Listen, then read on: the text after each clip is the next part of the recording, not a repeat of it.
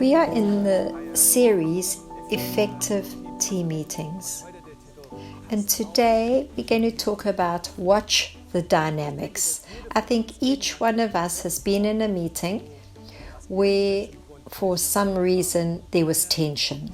Someone flips out, someone bursts out crying, someone says something crazy, and in that moment there's silence and you don't know how to continue. And one doesn't want meetings like this, but they do happen.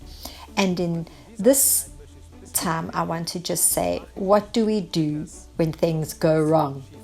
I've got some points here about the dynamics. Firstly, remain on the point, stay on the point.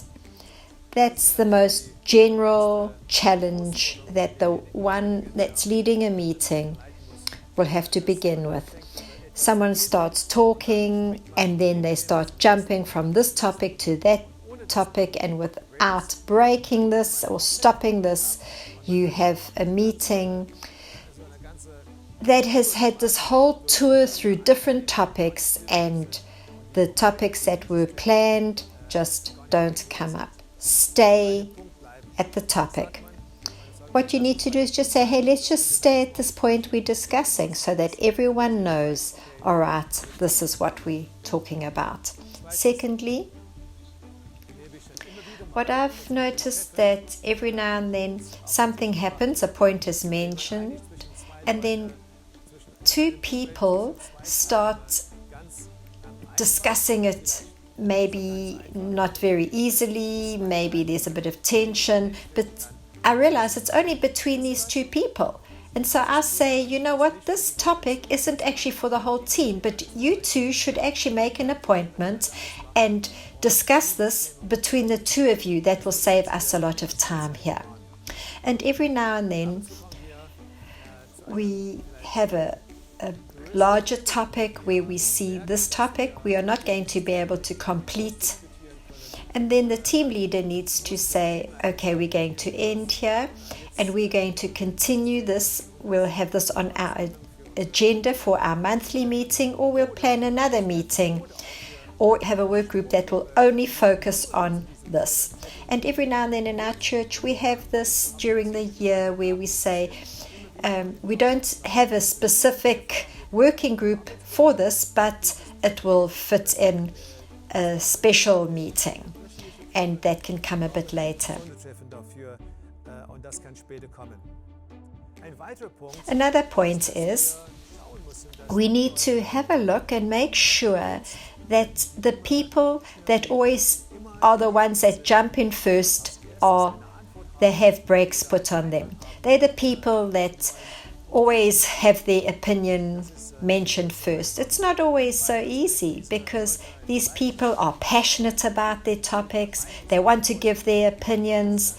But I feel it's very important that we also allow other people to speak. We've had someone in our team, with every topic we mentioned, he was the first one to give an answer or give his opinion. And I spoke to him privately and I said, I'm really glad that you have so much passion, and I'm so glad you are prepared to give your opinion. But it's not helpful that every time we discuss something, you're the first one that jumps in and the others become passive, or else they start looking at you and have negative thoughts about you and feel it's unfair because they want to speak as well, but you're always the one to jump in first. And we chatted about this. We chatted about this dynamic, and I decided with him then that he wouldn't talk first, but then I would make sure that during the discussion I would ask him for his opinion, and I would decide and determine, and I said that would help him.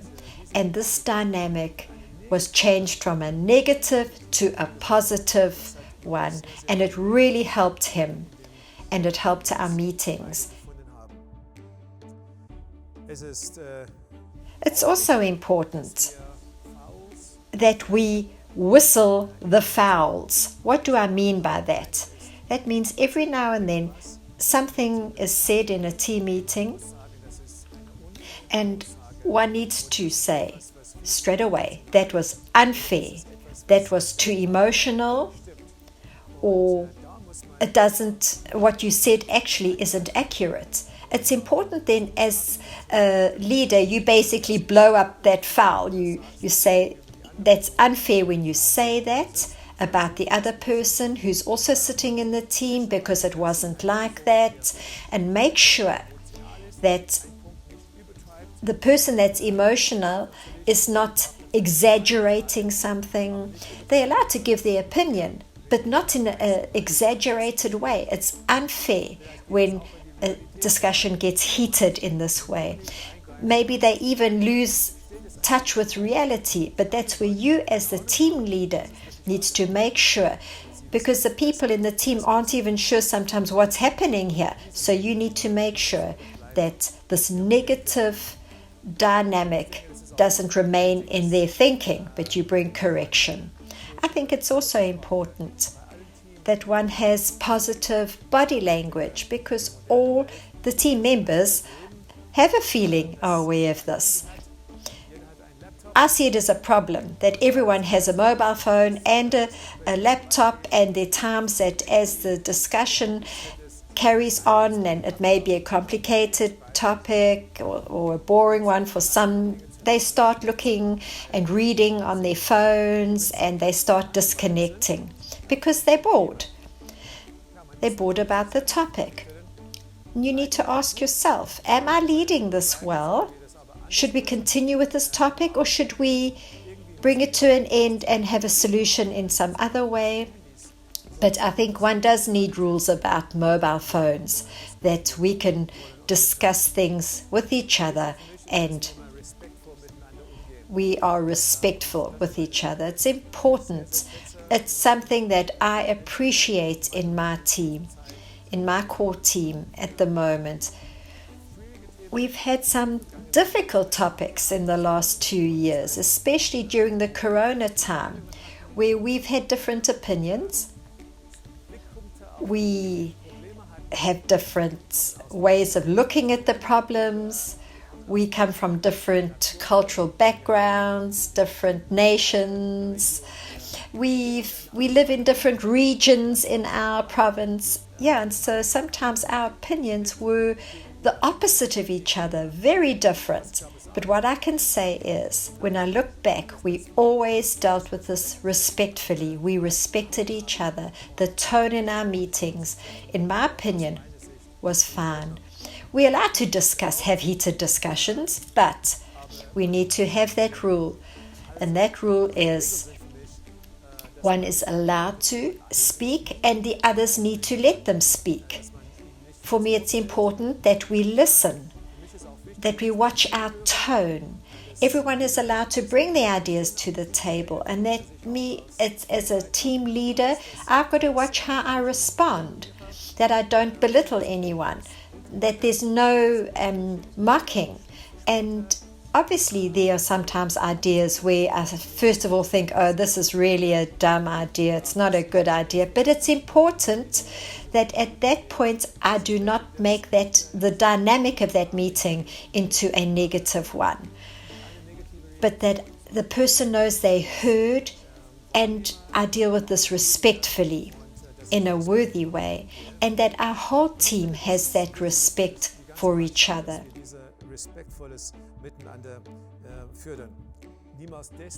Never destructive. In fact, in Ephesians 4:15, it says that we need to speak the truth in love. The truth in love. And that's why for us, as a rule, it's important that we ever hold on to that. We say the truth, but we say it in love to each other. If we don't say the truth, we're going to have a bad team. But if we give the truth without love, we'll also have a bad team. So we need a balance between the two.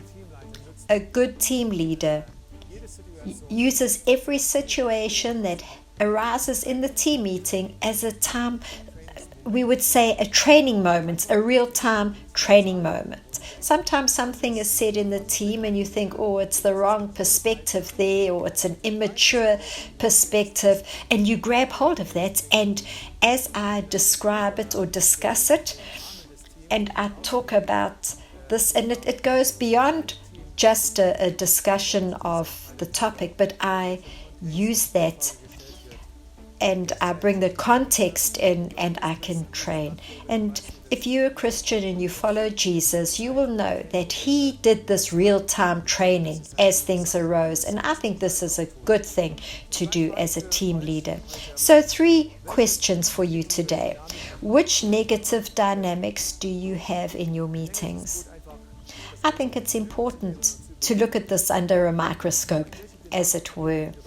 Which dynamics continually crop up that are negative, and maybe we need to chat about these things and find solutions in our team.